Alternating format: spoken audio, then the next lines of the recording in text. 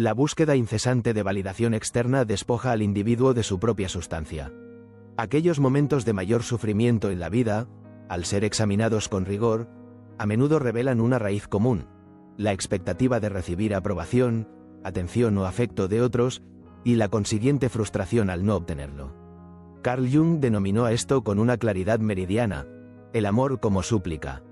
Afirmó con contundencia que el día en que se abandona esta dinámica, la trayectoria vital se altera de forma irreversible. Lo que aquí se desvela explica el patrón recurrente de insatisfacción que muchos experimentan. Con frecuencia, se busca en la mirada ajena una señal, una palabra, un simple «¿estás bien?».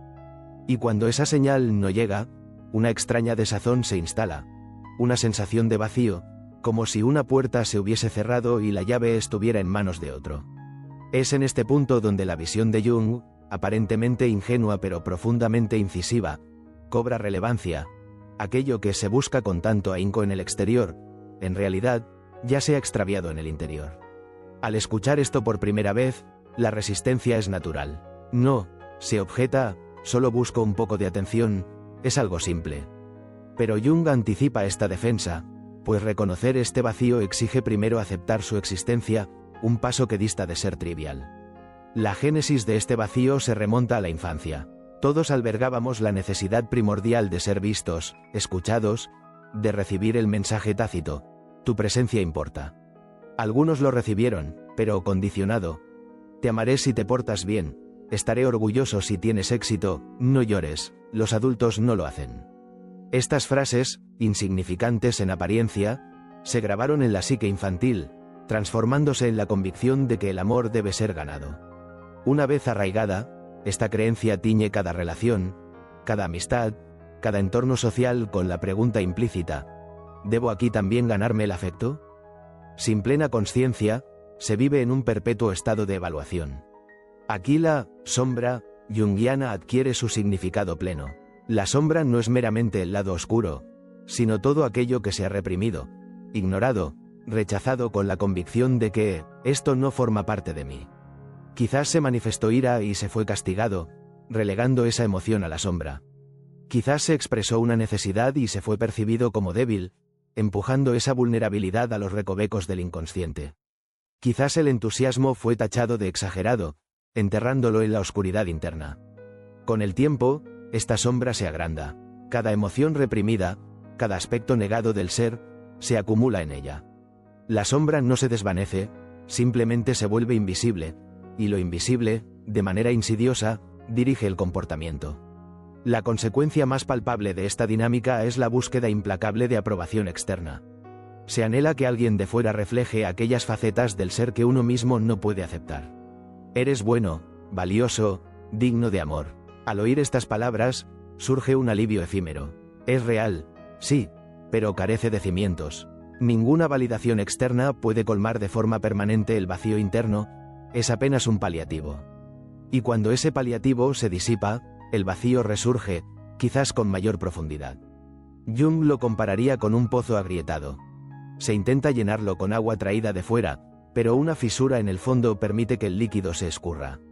Así, se está condenado a traer más agua una y otra vez. Este ciclo agota, no solo emocionalmente, sino en su sentido más literal. La constante observación de la reacción ajena, el cálculo de si un comentario molestará o un comportamiento alejará, consume una cantidad ingente de energía mental.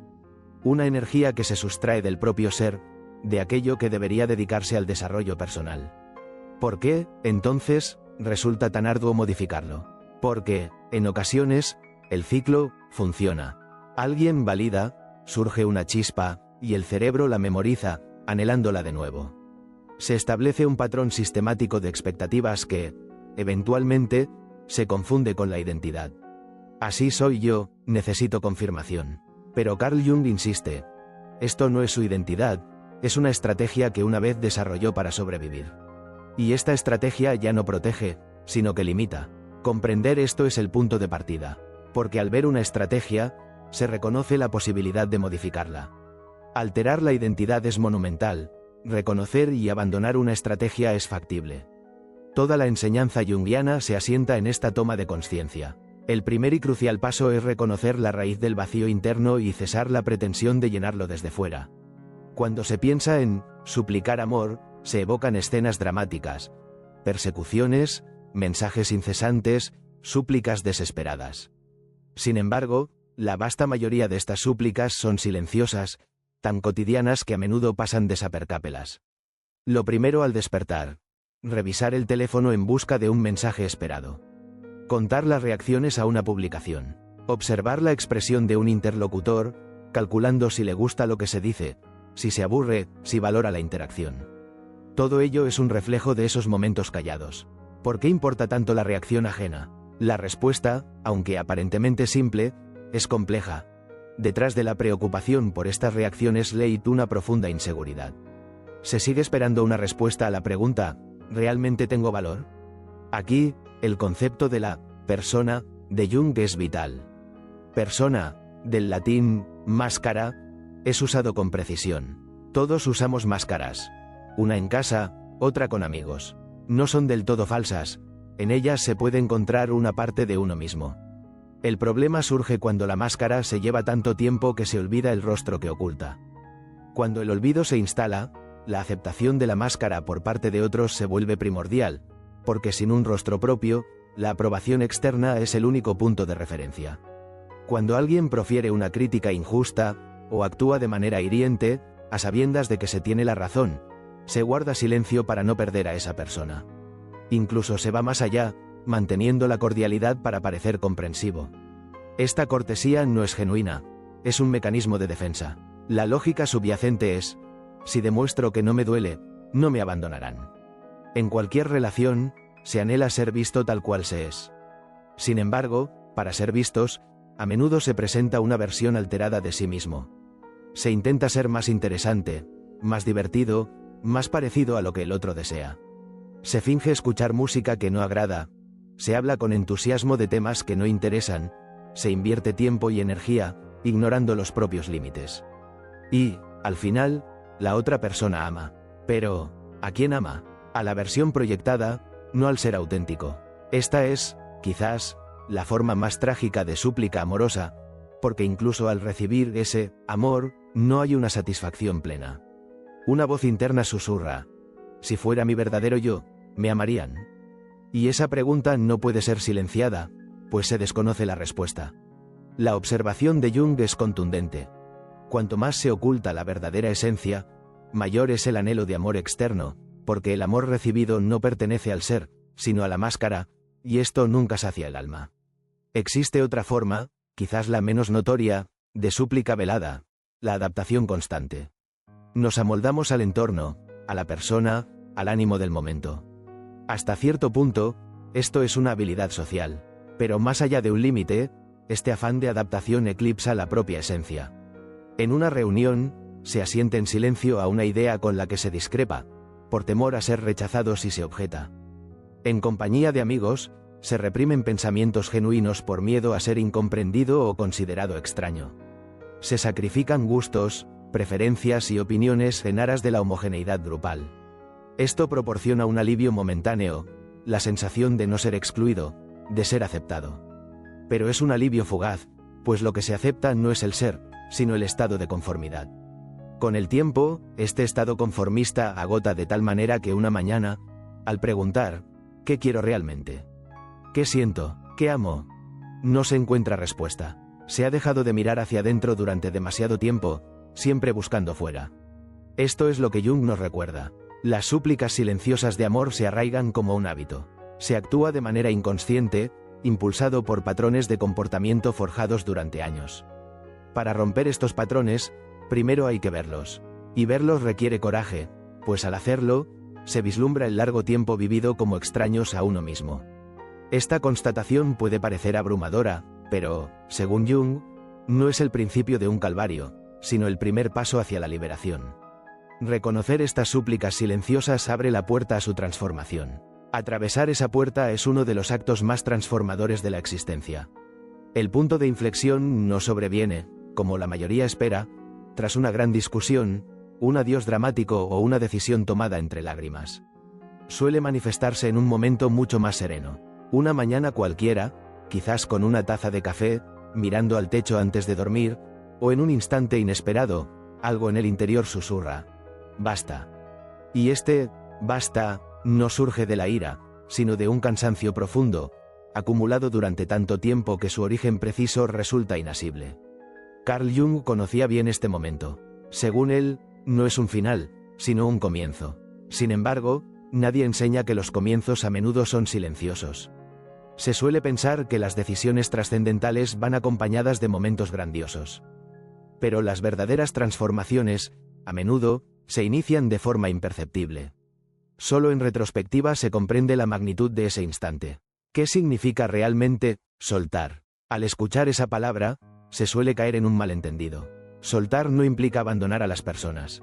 Soltar no significa volverse frío. Soltar no es dejar de preocuparse o romper lazos. Es crucial aclarar esta confusión, porque muchos se ponen a la defensiva.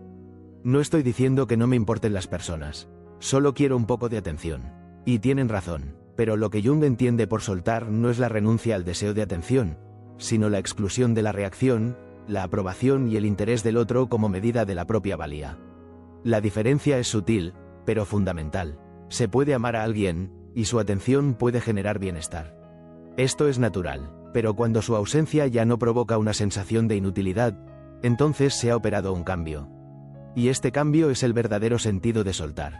¿Cómo se logra esto? Según Jung, el proceso comienza con la consciencia, con la observación de los patrones de comportamiento repetitivos en la vida, de las relaciones donde se reviven las mismas dinámicas, de los momentos en que se transige con uno mismo, cuando se silencia la voz interior. Esta observación, por sí sola, es transformadora, porque una vez que se ve el patrón, es menos fácil perderse en él. Pero ver no es suficiente, es solo el inicio. Después, es necesario sentarse con lo observado, es decir, preguntarse: ¿qué me aporta este comportamiento y qué me quita? ¿A dónde me conduce esta expectativa? ¿Cuál es el precio de permanecer en este ciclo? Al plantear estas preguntas, a veces se obtienen respuestas muy incómodas. Quizás se descubre que durante años se ha invertido energía en alguien que, en realidad, no correspondía. Quizás se ha sacrificado tanto de sí mismo por amor, que ya no se sabe quién se es. Estas respuestas son pesadas, pero esa carga no es un castigo, es el acto de nombrar lo que se ha llevado durante tanto tiempo. Y lo que ahora tiene nombre, ejerce menos poder sobre uno. Soltar también exige tolerancia a la incertidumbre, porque al renunciar a la validación externa, se experimenta un vacío interno por un tiempo. Un vacío que es incómodo, a veces, tan incómodo que la tentación de regresar a los viejos hábitos es poderosa. Al menos sabía qué esperar en ese ciclo, se piensa. Es un sentimiento familiar y profundamente humano. Pero Jung sostiene que el vacío no es una carencia, es la liberación de un espacio que estuvo ocupado. Y mientras ese espacio permanece vacío, gradualmente comienza a llenarse con elementos internos. La propia voz, los propios valores, el propio juicio. Al principio, parecen débiles, porque han sido reprimidos por mucho tiempo.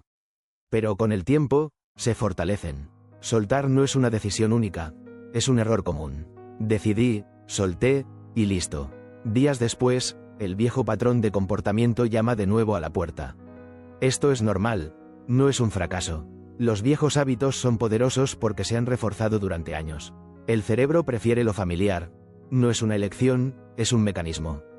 Por lo tanto, soltar requiere una conciencia constantemente renovada. Cada vez, un poco más profundo. Cada vez, un poco más desde el interior. Y cada vez, un poco más de confianza en la propia voz. Una de las observaciones más importantes de Jung es que cuando las personas comienzan a soltar la aprobación externa, primero se enfrentan a resistencia, tanto interna como externa. La resistencia interna es esa sensación de vacío antes mencionada. La resistencia externa a veces se manifiesta en la reacción de los demás, porque cuando se cambia, intentan encajar al individuo de nuevo en sus moldes habituales. Se puede escuchar: ¿qué te pasa? Antes no eras así. No se deje desanimar por estas reacciones, porque son la prueba más clara de que se ha cambiado. La palabra individuación suena algo técnica, fría, al oírla por primera vez.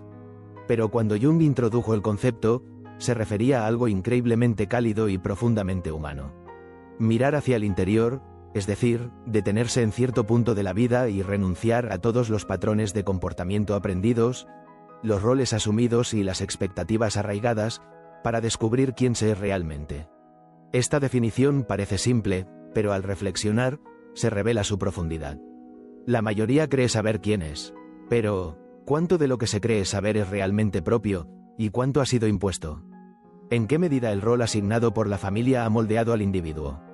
¿Cómo la imagen social de lo que parece ser una persona exitosa ha eclipsado las propias decisiones?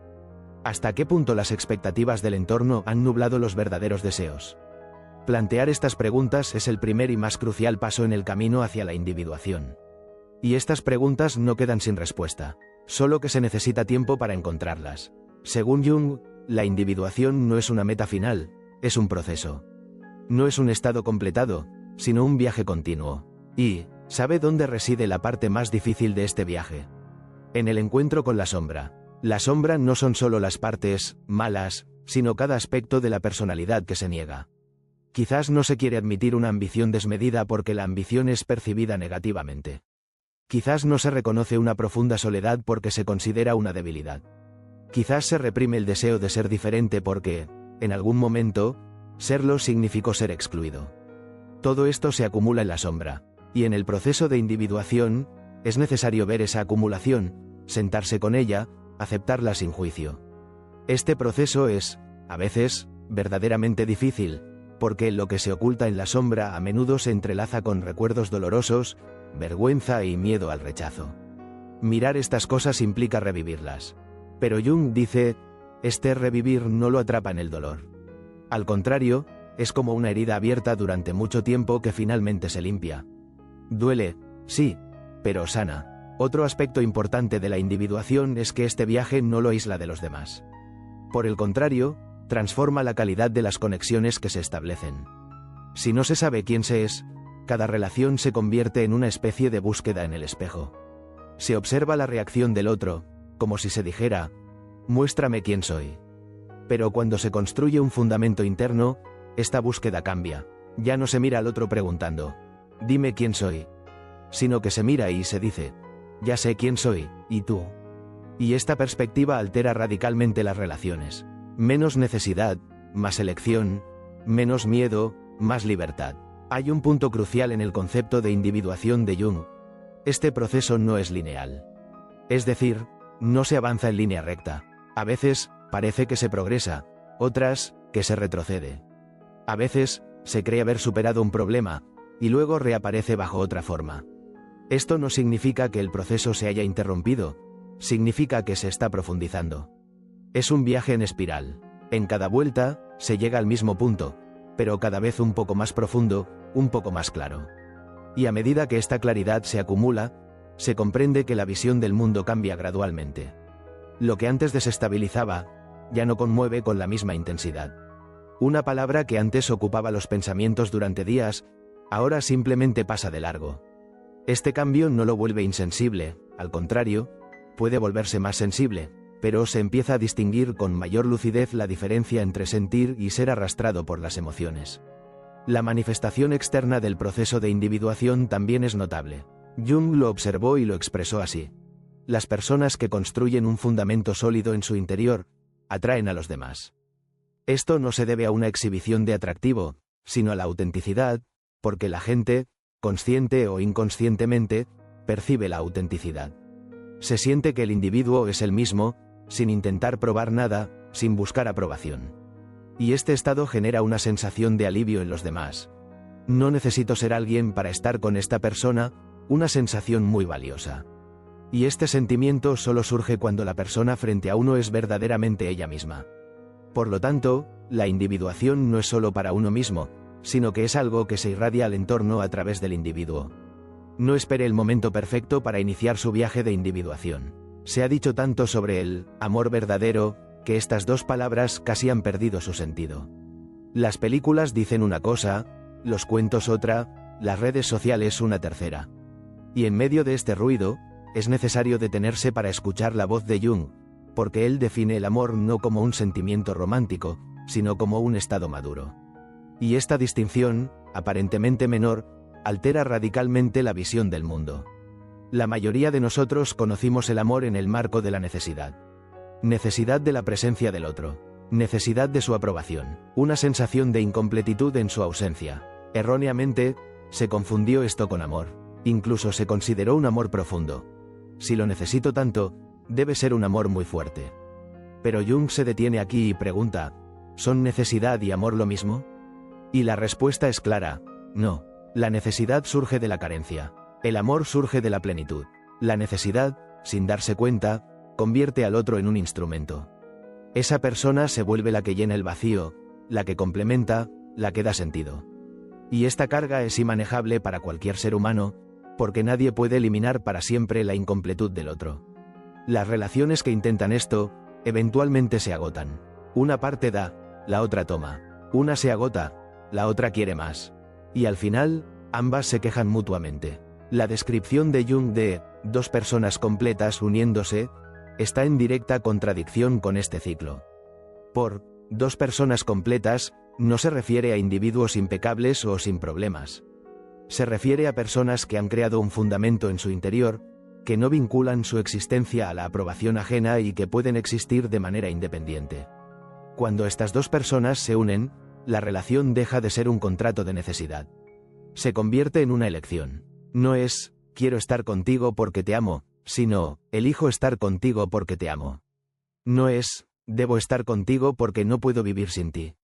Y esta diferencia se refleja en cada momento de la relación. Se refleja en las discusiones, los silencios, las separaciones y los reencuentros. Una de las características más importantes del amor verdadero es la concesión de libertad.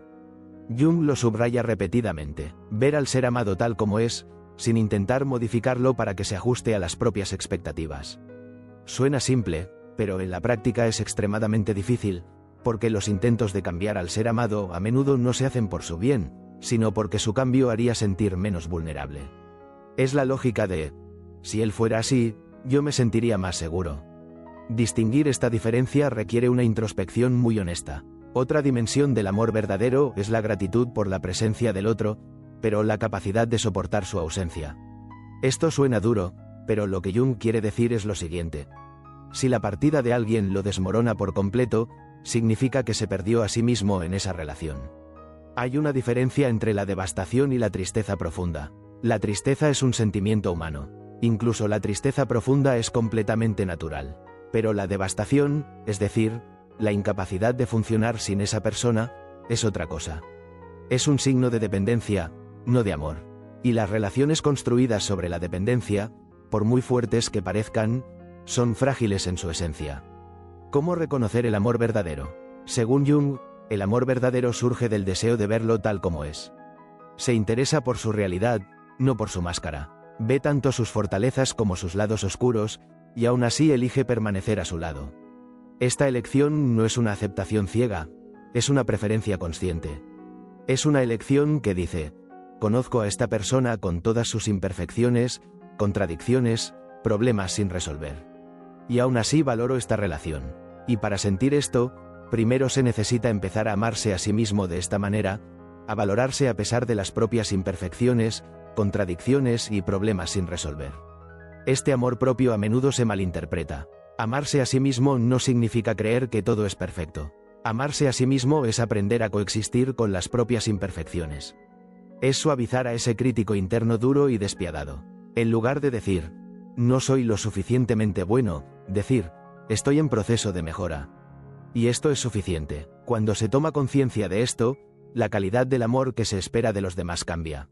Ya no se busca que complementen, sino que estén presentes. Y esta expectativa es mucho más saludable y mucho más alcanzable. Una de las observaciones más profundas de Jung sobre el amor verdadero es esta. Cuanto mejor se conoce uno mismo, más realistas se ven a los demás. En otras palabras, cuanto más se enfrenta uno a su propia sombra, menos se proyecta en el otro. Proyectar significa ver en los demás lo que no se ha aceptado en uno mismo. Cuando se ignora la propia ira, se etiqueta al otro como iracundo. Cuando se reprime la propia vulnerabilidad, la vulnerabilidad ajena resulta incómoda. Carl Jung dijo, no se puede iluminar a los demás sin iluminarse primero a uno mismo. A primera vista, esta frase puede parecer un dicho común, pero si se reflexiona profundamente, se siente como algo cambia en el interior. Porque, en esencia, dice, hasta que no sea honesto consigo mismo, cada conexión que establezca con los demás seguirá siendo solo un juego. El momento en que se deja de suplicar amor es precisamente el momento en que ese juego termina. Y cuando llega este momento, la mayoría lo percibe como una ruptura severa, como si algo se perdiera. Sin embargo, este momento es en realidad como la liberación de una pesada carga que se ha llevado durante años. Silencio, ligereza y una extraña liberación. Es el momento en que se es, por primera vez, verdaderamente honesto consigo mismo. Es el momento en que se puede decir, aunque no me amen, estoy aquí, existo y soy suficiente. Esta comprensión no suele llegar de repente en medio de la noche. A veces, llega después de muchos años de camino, de decenas de desilusiones y del mismo ciclo de relaciones que se repite una y otra vez, una mañana, al despertar, en silencio. Y en ese silencio, se siente como algo cambia. A partir de ese instante, todo comienza a transformarse, lenta pero permanentemente. Estos cambios pueden ser imperceptibles desde fuera, pero para quien los experimenta desde dentro, todo es diferente. Sus decisiones cambian, ya no se actúa basándose en la pregunta de si a los demás les gustará o aprobarán, sino en la pregunta de si realmente le conviene a uno mismo. Sus relaciones cambian, ya no se busca demostrar nada, sino conectar auténticamente. Incluso la forma en que se despierta por las mañanas cambia. La vieja voz ansiosa en la cabeza antes de comenzar el día, cede gradualmente el paso a algo diferente, una voz más serena, más equilibrada, más auténtica, porque ya no se actúa desde la carencia, sino desde la plenitud. En la psicología de Carl Jung, esto se llama integración. Reconocer la propia sombra, comprender las debilidades en lugar de rechazarlas, comenzar a aceptarse tal como se es. No es un proceso fácil. Es incómodo, difícil y, a veces, muy solitario. Pero quienes emprenden este viaje, en algún momento comprenden que la aprobación, el amor, la comprensión y la aceptación que buscaban fuera, en realidad siempre estuvieron dentro de ellos. Simplemente se ocultaban bajo viejas capas de miedo que les impedían alcanzarlo. Esta transformación no es milagrosa, es silenciosa, interna y real. Nadie lo aplaude por este cambio. Nadie le dice, ¿cuánto has crecido? Pero usted lo siente, siente que puede respirar un poco más ligero por las mañanas. Siente cómo algo se acomoda dentro de usted cuando puede tomar una decisión sin esperar la aprobación de nadie. Y esto es la esencia de todas las enseñanzas de Jung. Una vez que se encuentra lo que se busca fuera, dentro de uno mismo, el mundo exterior, aún así, cambia, porque usted ha cambiado. Y cuando usted cambia, todo a su alrededor, inevitablemente, empieza a adquirir una forma diferente. El camino hacia uno mismo es el más arduo, con tropiezos y retrocesos. A veces, empezar de nuevo es parte intrínseca de este sendero. Lo esencial no es desviarse, sino proteger esa pequeña promesa que se ha hecho a uno mismo, esa silenciosa determinación. Porque la transformación no ocurre de la noche a la mañana, sino a través de la acumulación de pequeñas decisiones tomadas cada día. Si hoy es un poco más honesto consigo mismo, mañana se sentirá un poco más libre, y con el tiempo, al mirar hacia atrás, comprenderá el valor incalculable de ese primer paso. No está solo en su viaje.